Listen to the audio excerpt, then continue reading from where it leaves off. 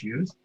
So we have with us this evening several candidates. Our first up is Allisia Kennedy, who's running for Lieutenant Governor.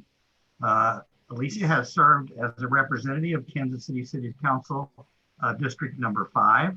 She ran for mayor in 2018 and made a very strong showing.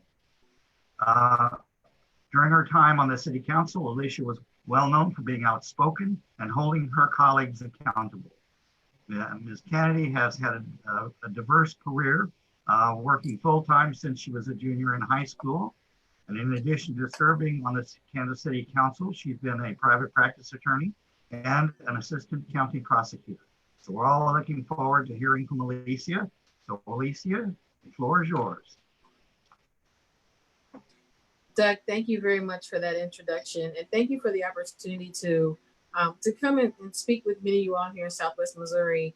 Due to the conditions related to COVID, unfortunately, we have taken an abundance of caution to keep everyone safe and do social distancing. So we will use this to our benefit, technology. I will tell you that in addition to the things that he's talked about, the opportunities I've had to serve in public office, professionally, I've had the privilege of being able to work with individual families and advocate for them. And also, as a former prosecutor, advocate for families, victims of violent crime. And so when people ask me oftentimes, why am I running for lieutenant governor? That's a very good question. And I respond by saying, because the needs across the state mirror the needs here in Kansas City. And the answers that will solve them oftentimes really rely on accountability at the state level. There's no such thing as trickle-down economics. We have to prioritize the needs of our communities, and we have to have support at every level to make sure we're addressing those needs appropriately. When we talk about what is important in Missouri, it starts with family first. I'm a person of faith, and I'm strongly of the belief that, it starts at home, and making sure that we're doing everything we can to make sure that our children are safe, they're getting a good education, and that they have good opportunities to provide for themselves and their families as they grow up. Those are my priorities as Lieutenant Governor, to make sure we're doing those things and filling those obligations for all Missourians, to make sure that children are safe, whether they're in Kansas City or in Boonville, whether they're in Haytime, Missouri, or in St. Louis, Missouri. We have to make sure that our children are able to live happy lives and have access to quality public education. We've seen with this administration where they've made cuts, and I get when you balance the budget, you have to make difficult decisions. But when you pick on the most vulnerable, it's unacceptable. And we've seen this administration make cuts of over $130 million to education. That's K through 12, that's higher ed, that's students like me who would not have been able to go to college without a Pell Grant. That's students like me who went to public schools and benefited from enrichment opportunities and had teachers that were from my community that encouraged me. And so I'm in this fight to make sure that we're going to provide those same opportunities for our children that we benefited from. In addition to the education, making sure that they're able to provide for themselves and their families. Many of the children, I'm sorry, I've got some little ones here. Many of the children that we're watching today growing up are going to want to have a good quality of life because we don't want them committing crimes. We don't want them making poor decisions. We want them to have access to great opportunities. And that starts with making sure that we provide access to workforce training opportunities, making sure we're supporting small business owners that are going to hire them, making sure we're supporting existing businesses to expand, to be able to grow their workforce training, making sure we're investing in innovation to make sure that we are attracting and retaining the top talent and employers in Missouri to create those opportunities for our children. And so, again, we have to always keep in mind one of the policies at the city level was we were putting forth legislation or policy is, how does it impact children? And that's the same as a African proverb. They ask, how are the children? And the response is the children are well. It doesn't matter how well business is. It doesn't matter how much money you have. How are the children and how are the conditions in this community and our state improving the quality of life for our children? And I say that we have a lot of opportunity. I just read an article today where the budget cuts across the state of Missouri, the department that was most impacted was the Department of Social Services. Over 200 positions were cut. And these are people who are doing child welfare checks. These are people who are investigating children that are already in the foster system, that are already vulnerable. So why is this administration picking on the least of us? Why are they picking on the most vulnerable? When you have so many other industries, but they have powerful lobbyists that are advocating for them. Well, I'm running for lieutenant governor to be a voice for those individuals, to make sure we're standing up for our families, we're standing up for those that are vulnerable, and that we're making sure that we're making decisions that are equitable across the board. It's time out for playing politics. It's important that we have culturally competent leadership. And what that means is people who can relate to the hardships, but also be able to speak to the opportunities and make them available for all Missourians. And you have my commitment of doing that, because I have a track record of doing that. And what Doug said earlier on, that I'm outspoken because I don't like people getting picked on. I don't like people taking candy away from babies. I don't like people taking advantage of people who don't have a voice for themselves. And so with everything in me, I'm committed to making sure that we create accountability across the board, that we're making sure that we're investing in those places that need to be invested in, because economic development is not doing contracts with your buddies. That's not economic development. That's self-dealing, and that's an ethics violation. But what economic development is, and creating a healthy economy in Missouri is making sure we're investing in education, making sure we're investing in workforce training, and making sure we're investing in small businesses to create opportunities for each and every one of us every day. So I appreciate the opportunity for me to be able to talk with you all. I hope they'll get an opportunity to answer some questions as well. Thank you very much, Allisia. That was a very nice speech. We do have another individual who is running for lieutenant governor. We contacted him, and he has failed to respond. He could have been here tonight, but chose not to respond. So I'm gonna tell you his name and get your questions ready for Allisia, because when I get done with that, we'll open the floor for questions to her. So the other individual is Gregory Upchurch. He was born in St. Charles, Missouri. He received an undergraduate degree from Missouri State University in 1992 and a graduate degree from Southern Illinois University in 2000.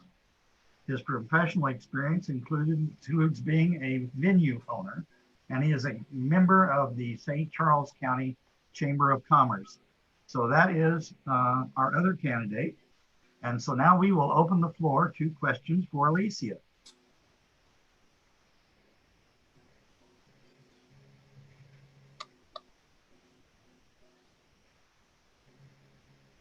Doug, would you like me to read the questions? If you see them, yeah, because I'm not seeing them. Okay, there's a chat box here. And so the question I received is, what's the first step that I would take?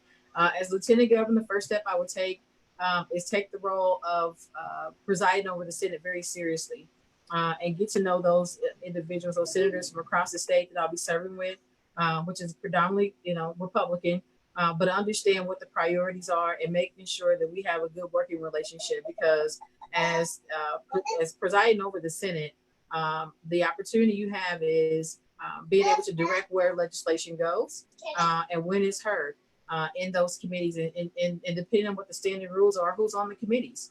And so I take that very seriously, because I do believe you have to have a positive working relationship. And I also will say that things that I've spoke about in my opening that are my priority, that are priorities of most Missourians, are not partisan issues. Healthcare is not partisan. Education is not partisan. And making sure that you have economic opportunities for your family and your children. None of those are partisan issues. And so figuring out what we can agree on and begin to work diligently on those things. And I've got a little music in the background. That's Offset. She's playing with that's quite all right. Macy. Okay, I'm sorry, go ahead. Go ahead. What do you think about sensible gun law reform? I think that it's overdue. When we see headlines every week that you have 4-year-olds and 6-year-olds being shot, that is not acceptable. It should not be the norm in Missouri. When we talk about sensible gun law reform, what we're talking about is dealing holistically with the issue of people's illegal use of guns and the accessibility to guns. Because the gun issue is not an urban issue only. In the urban areas, you have gun violence in the sense of homicides and aggravated assaults. In the rural communities, you have high incidence of gun violence as it relates to suicides and accidental child shootings. Anywhere in the state, you have the issue of gun violence as it relates to domestic violence against women. And so I don't care where you are in the state, man, woman, or child, there is a space for you to be in this conversation, and we need to figure out what are the things we can agree on as far as gun safety, as far as accessibility. There was a situation this past week where someone I personally knew, their sibling was murdered, and he was just at the wrong place at the wrong time. The boyfriend, was jealous, and he went over there. He was there with a friend of the girl's house. It was. He was there with her friend visiting, and her boyfriend came back and shot it. He had an AK-47. Come to find out, he bought it from the local pawn shop in the middle of the city. Was able to just go in and buy it like he was buying a TV or a PlayStation. That's not okay. That you can walk onto the corner like you right across from Walgreens and buy an AK-47 like you buy a big screen TV. We've got to change that, because I don't know in any situation where that helps the issues that we're dealing with today. And I think that we also have to be willing to deal with gun law reform and gun safety issues by also dealing with the individuals, because there are profiles of individuals that are higher risk of suicide. There are individuals who are at higher risk of exacting gun violence on other people. And we've got to look at what those cultural norms are and begin to work with from the Children's Division and Social Services and with the mental health community for us to begin to reprogram those approaches on how they view guns and gun violence in those communities. Okay, we have a related question from Sherry Buchanan, which is Governor Parsons is calling for a special session to deal with increased violent crime. What are your thoughts? I think he's finally being responsive. We've been asking for this. I was on the council for 4 years. We've been asking for this for a long time. So I will acknowledge that he at least responded, which is the least he could do since he sent the federal agents into Kansas City. And he doesn't appear as just totally abdicating his responsibility as the governor of the state. I think that what the outcome of this legislation will be the proof of the pudding. To call a meeting is one thing, to walk away with actionable items is another thing. And so I think for the sake of little children like Legend and the little boy who was just shot in St. Louis and all the children that have been victims throughout the state, we're past time and their blood is on our hands if we don't act and act quickly. Thank you. Any other questions?